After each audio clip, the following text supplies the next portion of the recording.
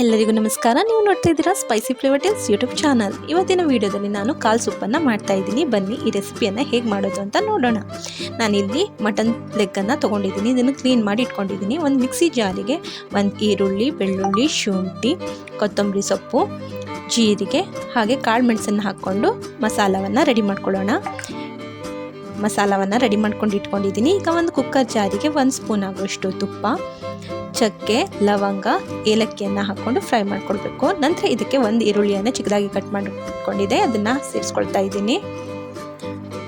ಇದನ್ನು ಒಂದು ಸ್ವಲ್ಪ ಫ್ರೈ ಮಾಡ್ಕೊಂಡ ನಂತರ ನಾವು ಕ್ಲೀನ್ ಮಾಡಿ ಇಟ್ಕೊಂಡಿರುವಂಥ ಕಾಳುಗಳನ್ನು ಹಾಕ್ಕೊಳ್ಬೇಕು. ಇದನ್ನು ಒಂದು ಸ್ವಲ್ಪ ಫ್ರೈ ಮಾಡ್ಕೊಳ್ಳೋಣ. ನಂತರ ಇದಕ್ಕೆ ರುಚಿಗೆ ತಕ್ಕಷ್ಟು ಉಪ್ಪು, ಒಂದು ಸ್ವಲ್ಪ ಅರಿಶಿನ ಹಾಗೆ ರುಬ್ಕೊಂಡಿರುವಂತಹ ಮಸಾಲವನ್ನು ಹಾಕ್ಕೊಂಡು ಫ್ರೈ ಮಾಡ್ಕೊಳ್ಬೇಕು.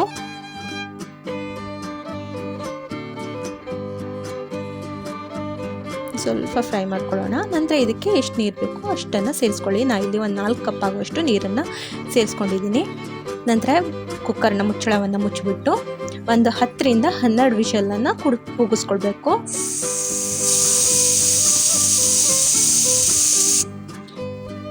ರುಚಿಯಾದಂತಹ ಕಾಲ್ ಸೂಪ್ ರೆಡಿಯಾಗಿದೆ. ಈ ವಿಡಿಯೋ ಏನಾದರೂ ಇಷ್ಟ ಆಗಿದ್ರೆ ಈ ವಿಡಿಯೋಗೆ ಲೈಕ್ ಮಾಡಿ, ಶೇರ್ ಮಾಡಿ ಹಾಗೆ ನನ್ನ ಚಾನಲ್ನ ಸಬ್ಸ್ಕ್ರೈಬ್ ಮಾಡಿ. Thank you.